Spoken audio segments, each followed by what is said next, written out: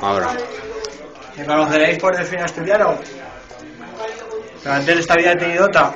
Yo me llamo Luis. Nací en Asturias, Gijón. Vivo en Zaragoza, normalmente. Nací de pequeño, iba al colegio María Auxiliadora, al Salesianos.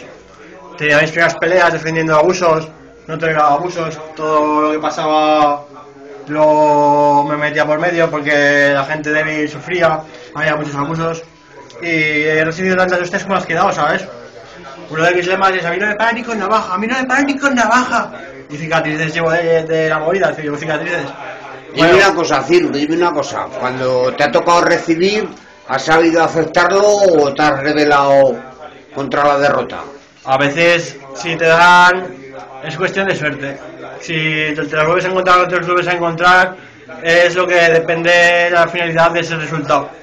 Porque si te han dado de hostias, te han dado de hostias y el orgullo lo tienes minado.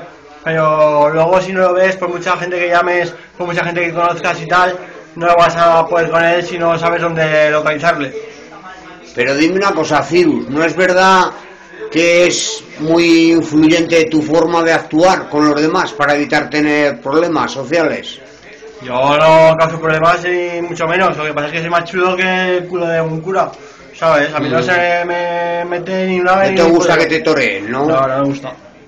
¿Y compartir? ¿Te gusta compartir con los colegas? Comparto mucho, todo lo que tengo lo doy. Bueno, te voy a contar.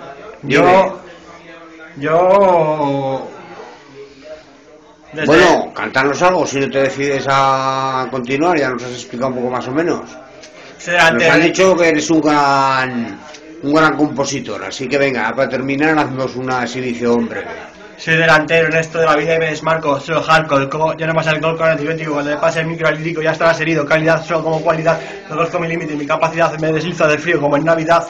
Si no tienes felicidad, ¿para qué aventar los malos auxilios? ¿Por qué decir que eres más valiente si no lo eres, si eres un puto delincuente? ¿Cómo puedes decir frecuentemente en la calle que te puedes pulir a cualquiera si al mínimo detalle te saltas y conmigo te revelas? Pero si me acabas poniendo el polvo, este pario, este dinosaurio, ha salido de Tyrannosaurus Rex, yo soy un animal y un Gombrex, soy el señor de la noche, mitad hombre, mitad animal, mírame, soy profesional.